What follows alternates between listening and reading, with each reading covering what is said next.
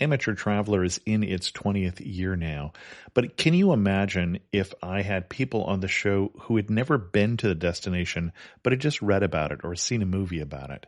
That wouldn't make any sense at all, and you wouldn't listen. We all know how important it is to receive advice from people who know a destination to get the most authentic local experience.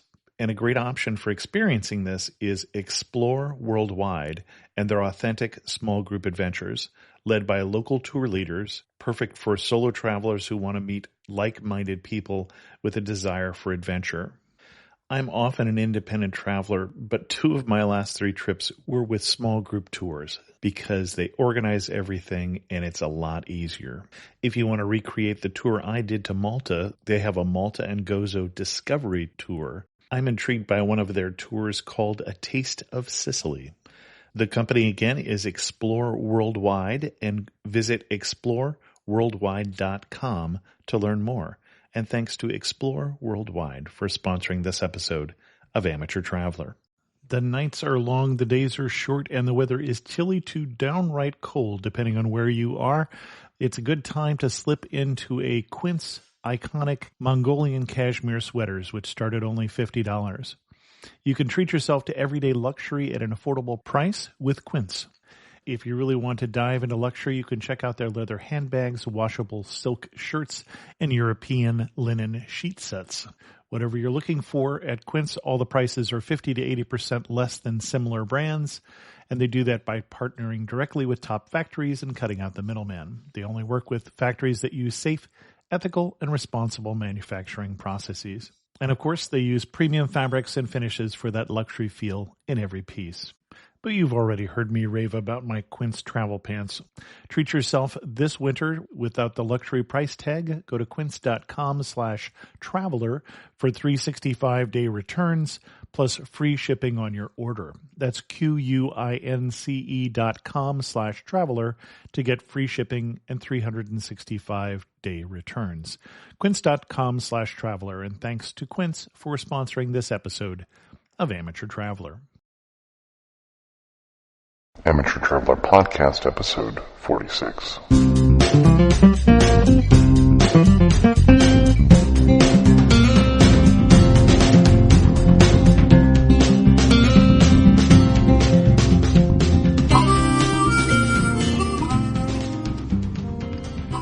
Welcome to the Amateur Traveler Podcast. I'm your host, Chris Christensen. Today on the show, we talk about Turkey. This episode is brought to you by HotelBook.com, the official site of independent hotels worldwide. HotelBook.com. Stay your way. Stay independent.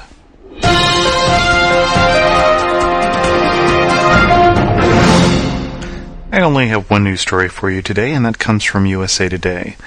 If you happen to be someone who is addicted to the internet and Wi-Fi like I am and yet likes to travel, you'll be glad to know that JetBlue is planning on turning all their planes into Wi-Fi hotspots.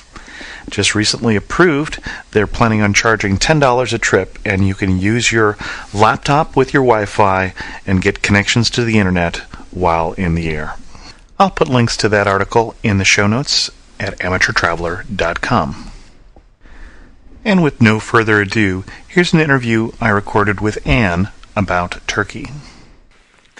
I'd like to welcome to the show Anne, and I ran into Anne, as I mentioned, a couple shows back at a Cafe Press meetup. Anne also has a shop on Cafe Press, and I'll actually put up a link in the show notes to her shop. But Anne was going off when I talked to her last to Turkey, and I've gotten some feedback from her about her trip, but I invited her on to the show to talk about Turkey. So welcome to the show, Anne.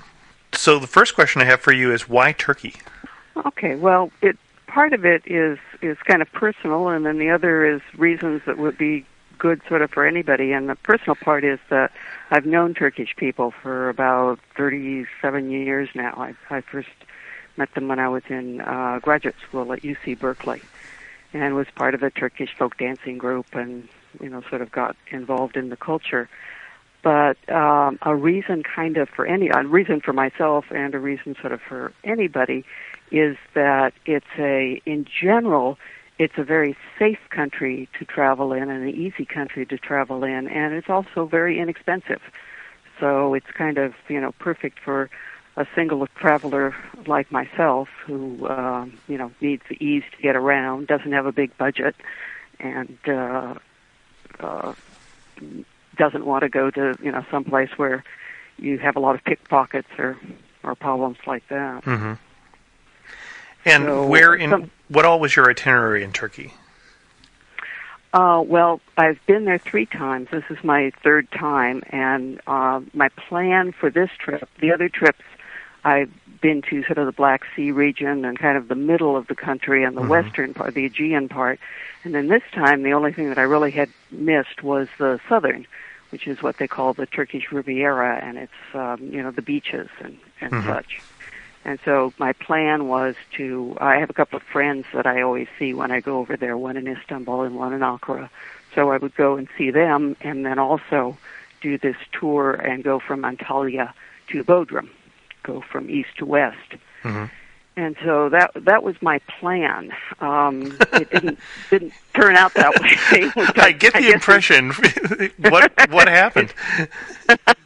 Well, I actually was very disappointed with the South Coast, and Antalya was my base, my start-out base, and I found that area has got like a lot of sort of mixed folks these days, and it's very much of a tourist, I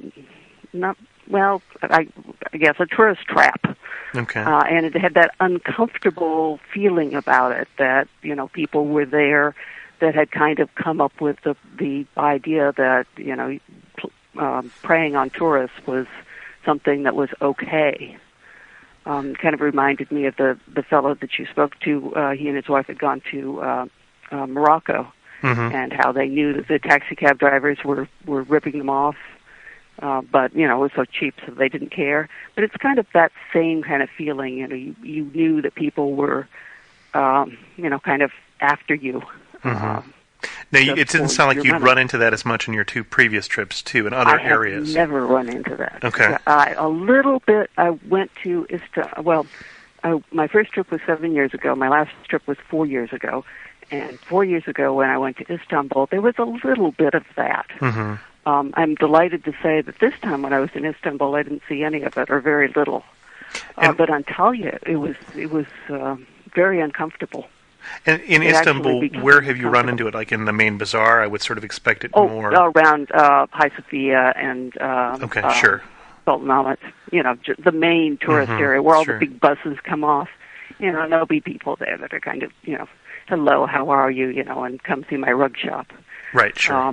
But I stayed in Kalechi, which is the old city in Antalya, and very charming. It's a lot of old, windy streets, but it's also full of people that are, constantly trying to grab you to sell you something or to cheat you out of something, whatever. So I didn't find it as comfortable. The place there for people traveling as couples, or I found on one of the tours that I went on, there was a man whose wife was at a convention, so he was he was touring around by himself, and so he and I kind of teamed up, and that helped immensely. I didn't get hassled as much because I was walking with him.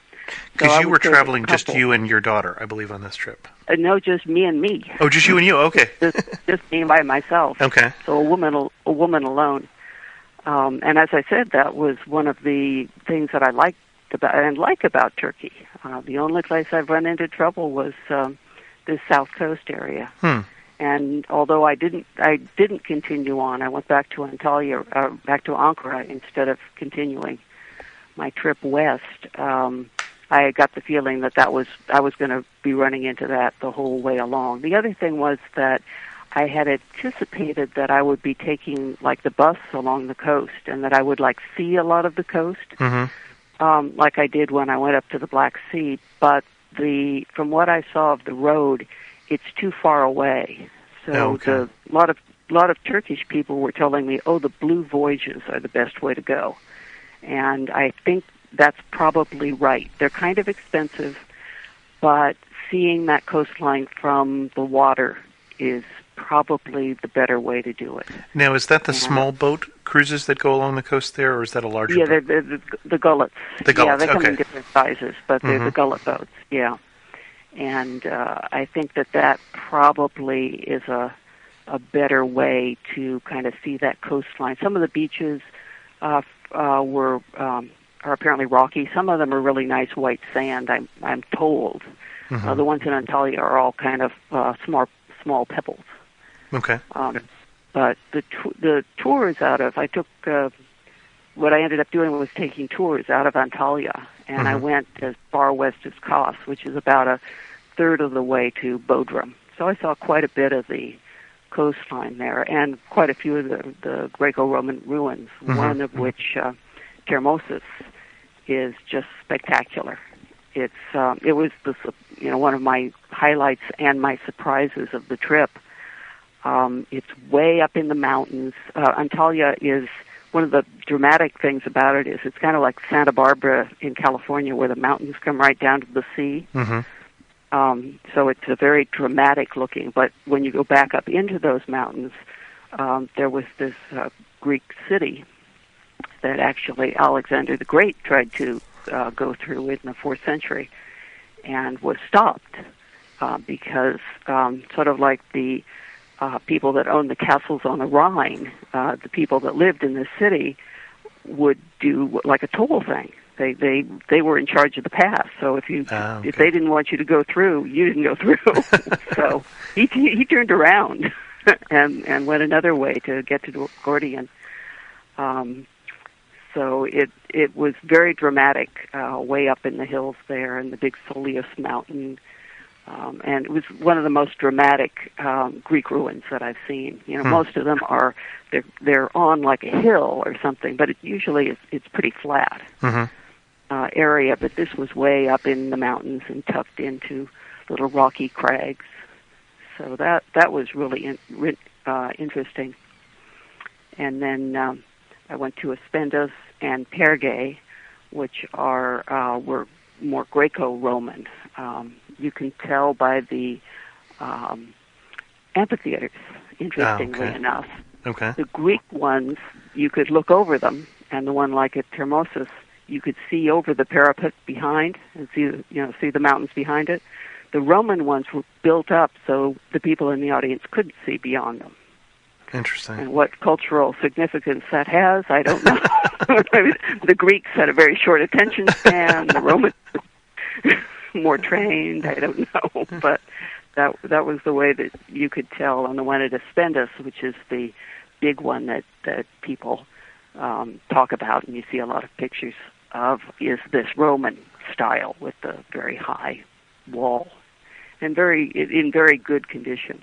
Interesting. And then also at Demre, near the St. Nicholas Basilica, they also have an amphitheater and some rock tombs.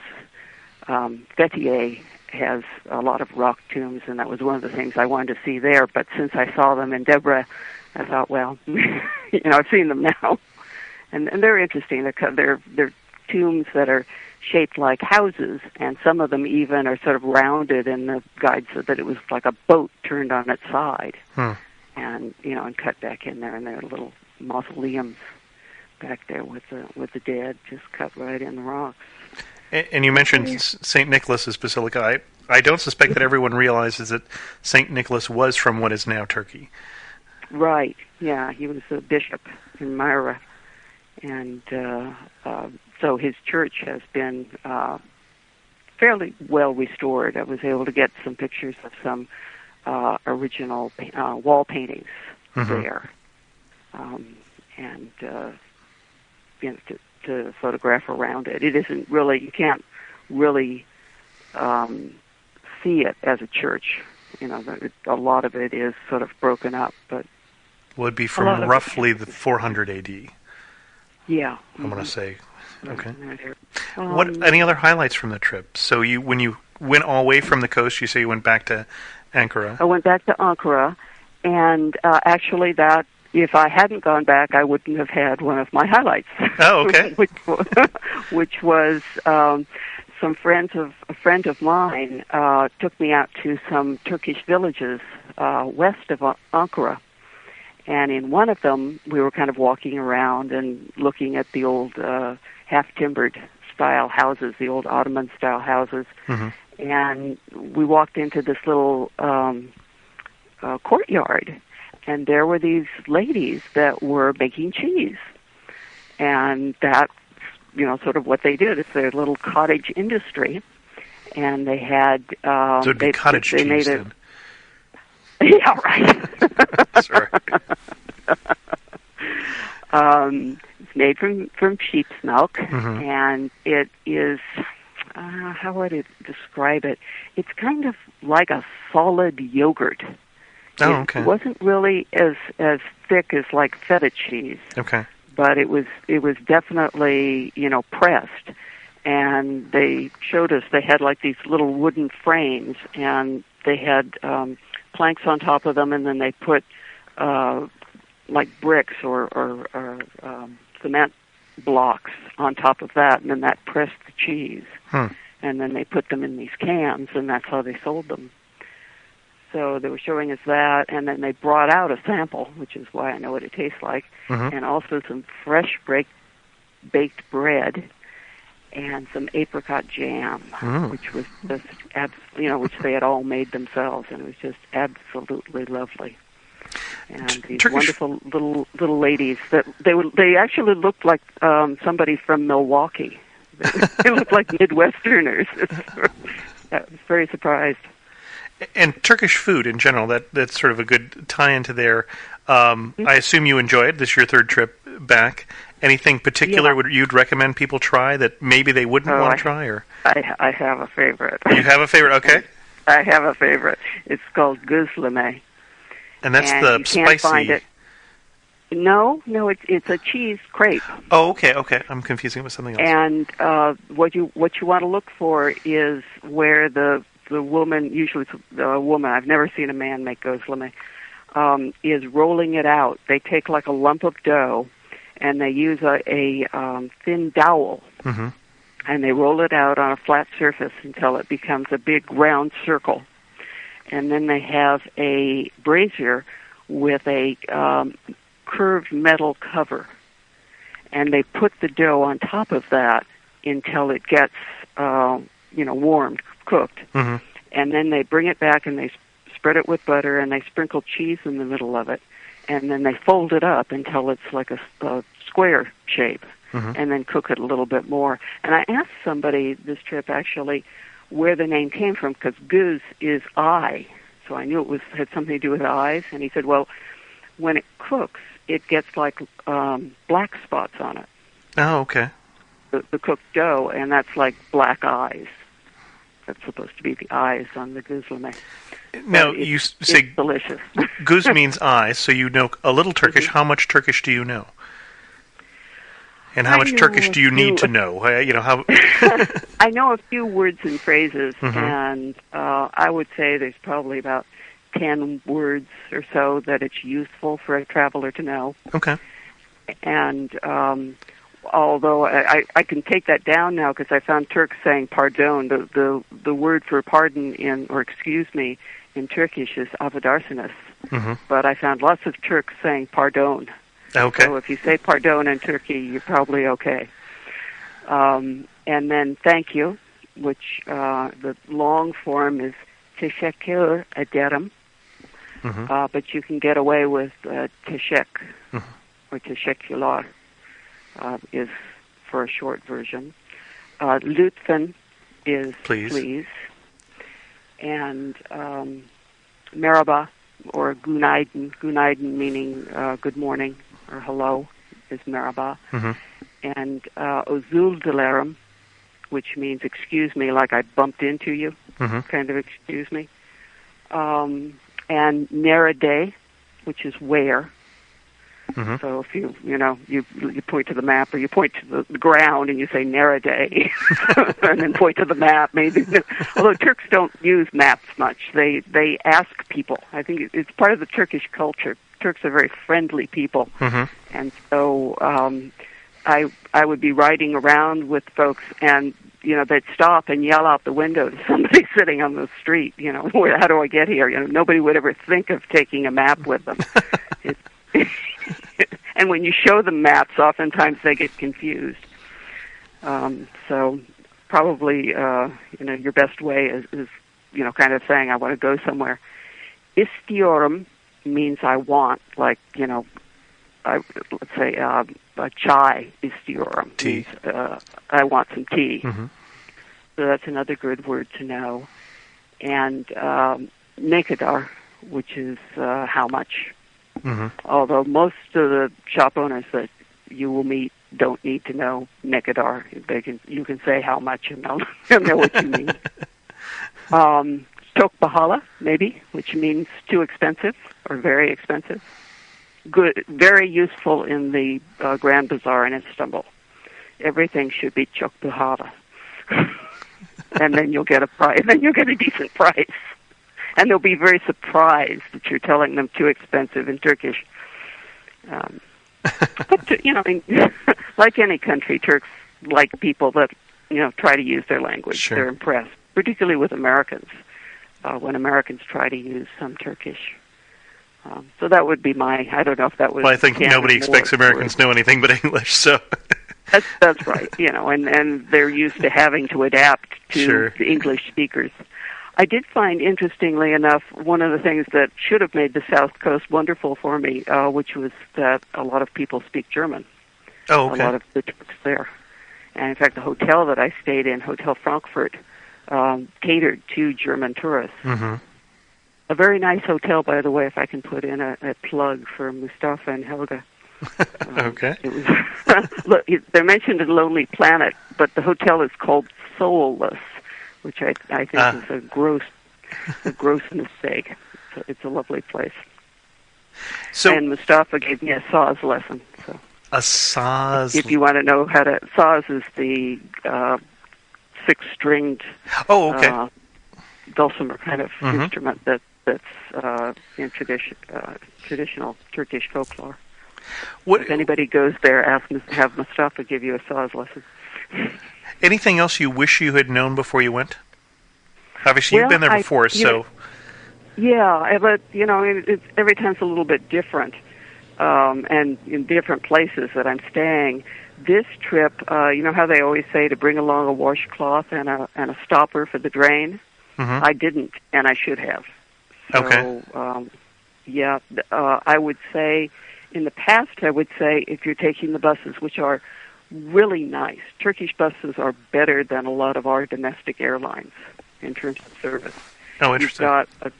You've got like a concierge on the bus. You've got a guy that comes by and gives you drinks and gives you towels to wash yourself off, if it's kind of hot, and lemon water, and anything you want. This little guy that's his duty, is to just do that and just take care of the passengers. And the buses are all these big, comfortable Mercedes buses. So it's a very comfortable trip to take a bus in Turkey.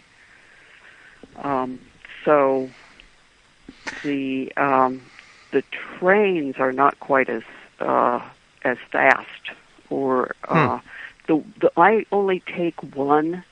Everybody else has told me not to bother with the others, but this one train ride I would recommend to any of your listeners as a wonderful introduction to Turkey, particularly if you only have a few days to make this train ride be part of your trip.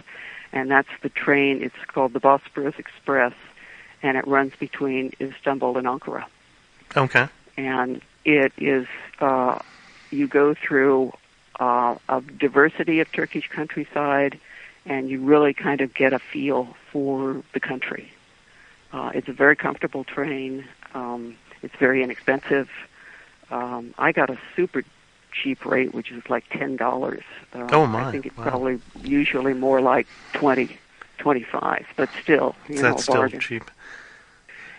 It takes almost 9 hours, so you have to devote a day to it. But if you were, say, like to fly into Istanbul, if you only had a few days and you wanted to like fly into Istanbul and maybe stay a day or so there, and then take this train to Ankara, and then from Ankara you can take day trips down to Cappadocia, which is another place. I didn't go there this trip; I went there last trip, but that's certainly.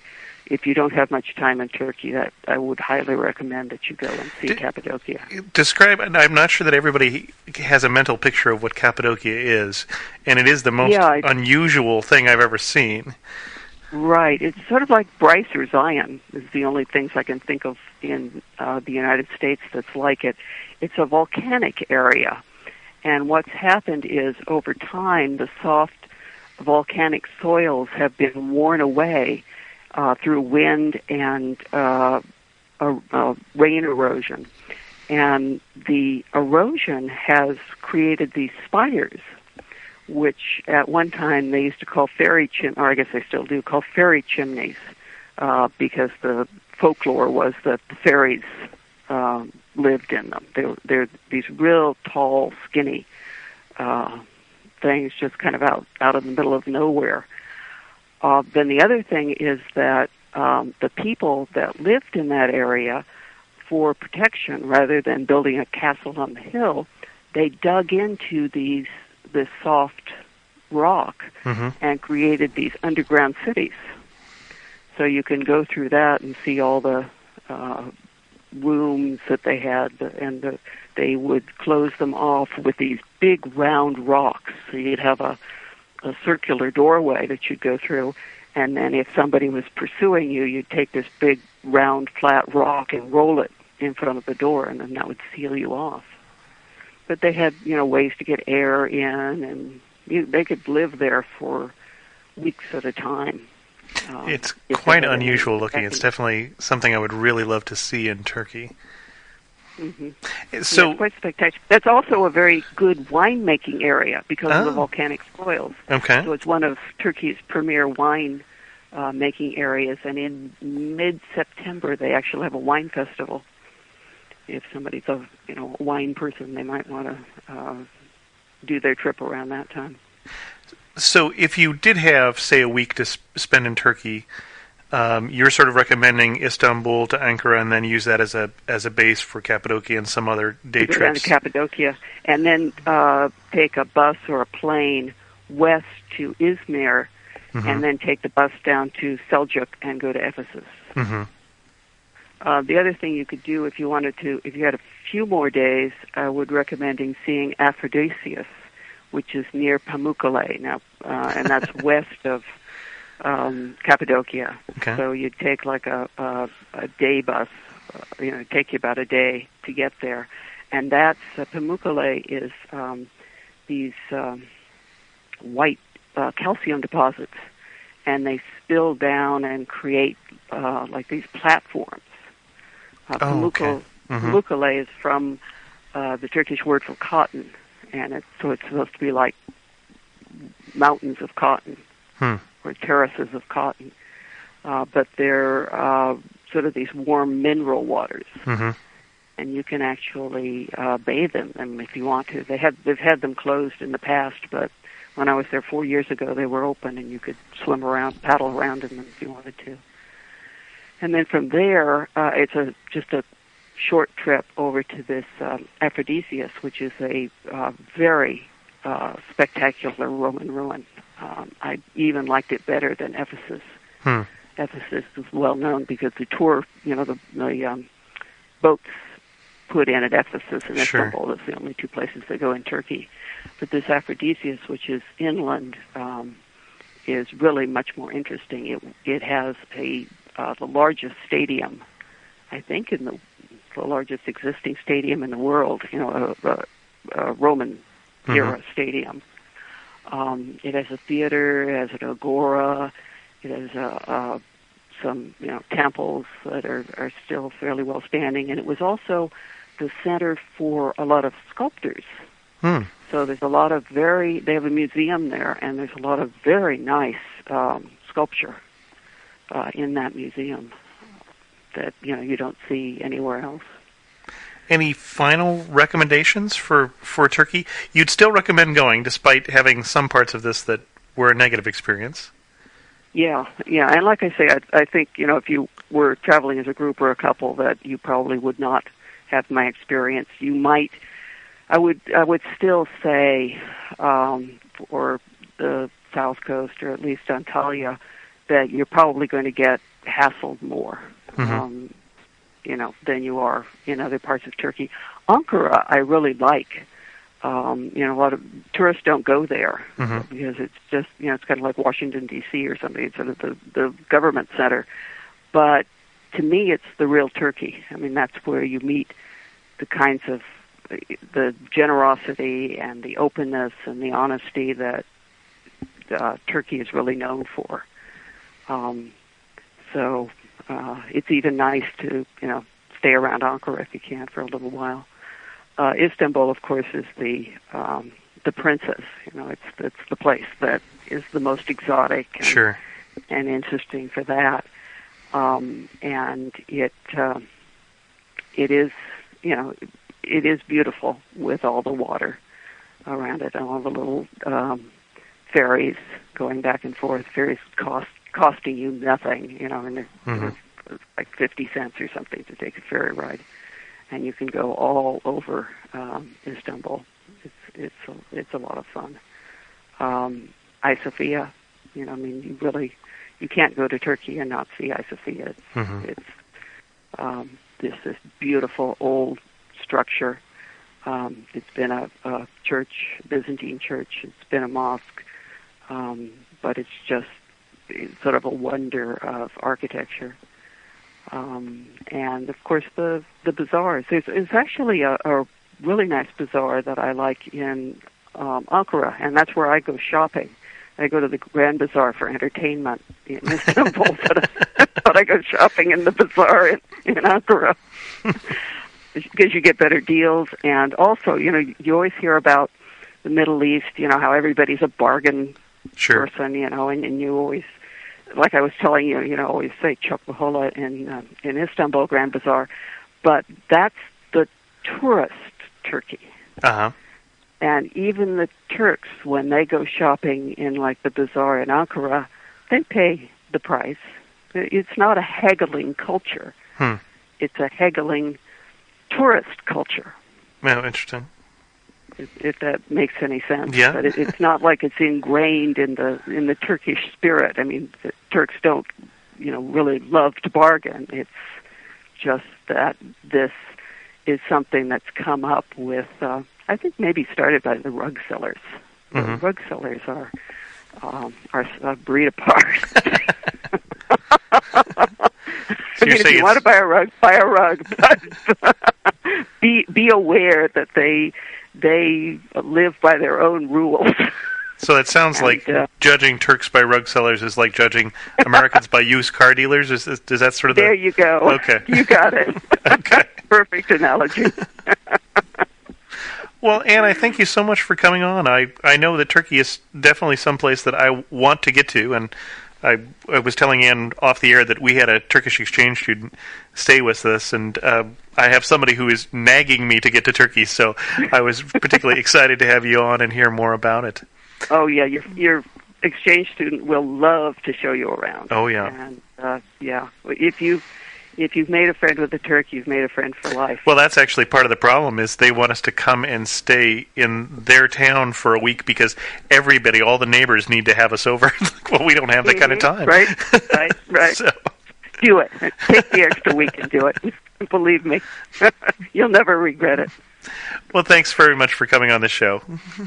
Okay, you're welcome. Bye-bye.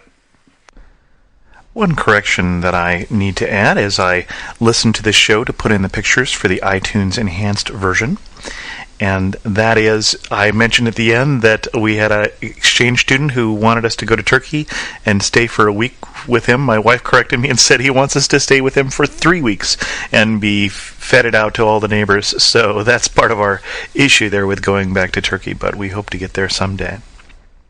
And I do have a number of new listeners this week because I did get promoted both by the iPod Traveler, as well as Tips from the Top Floor. So welcome to new listeners, and let that last part be a reminder for you that there are two versions of the show, one which is straight audio with the MP3 version, and one which, when played in iTunes or in compatible iPods, will also add pictures and links. And that's the iTunes enhanced version of the show. I do have encourage people to comment on the show on the discussion boards, and I do have one request for help from Charles, who writes and says that he and his wife are adopting a child from Russia soon, and because of the bureaucracy in Russia are just now needing to go to Russia at the last minute and are looking for some way to go for a reasonable amount of money, so they're looking for ideas on how to get inexpensive flights to Russia. I gave them some ideas, but I'll put a link in the show notes at amateurtraveler.com to a discussion if anybody else has any good ideas. I know that there are some travel agents who listen to the show. Barry from Home Base Travel, I don't know if you or some of your listeners have some ideas on how to get to Russia for inexpensive, but let us know if you do.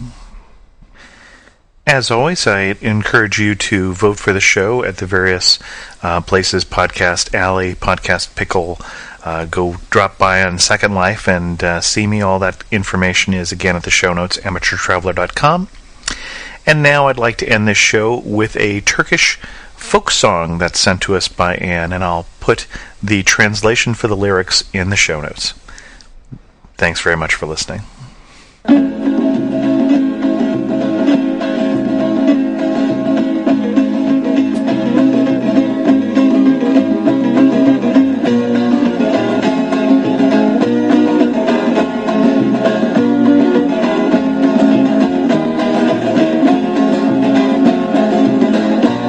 Sordum derdimi neyledi, tilkiye sordum da yalan söyledi.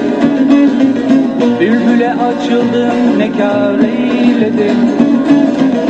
Bulamadım bir tek çare derdime. Arayıp sordum hep kendi kendime. Söyle sazım ne söylersin. Yelelelli.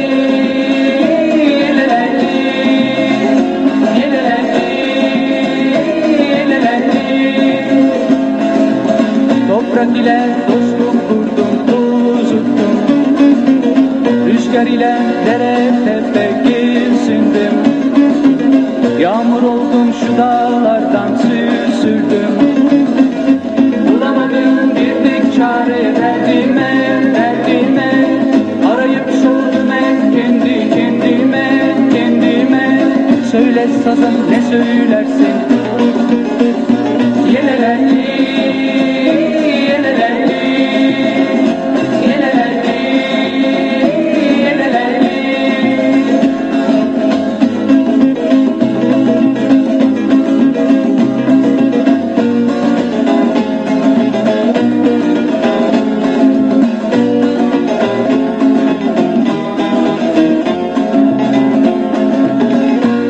Sevdim ismiyle avundum. Doğru söze kıymet verdim, savundum. Ben bu yüzden 9 köyden doğdum. Bulamadım bir tek çare derdime. Arayıp sordum hep kendi kendime. Söyle sazım ne söylersin. Yelelelli.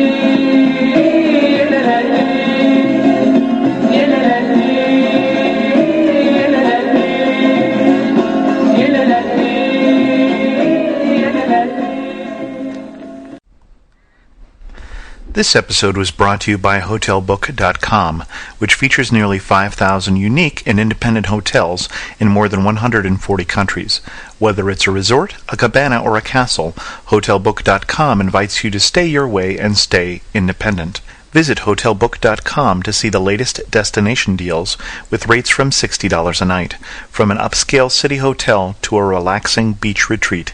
HotelBook.com will show you the best deals for that one-of-a-kind travel experience. HotelBook.com. Stay independent.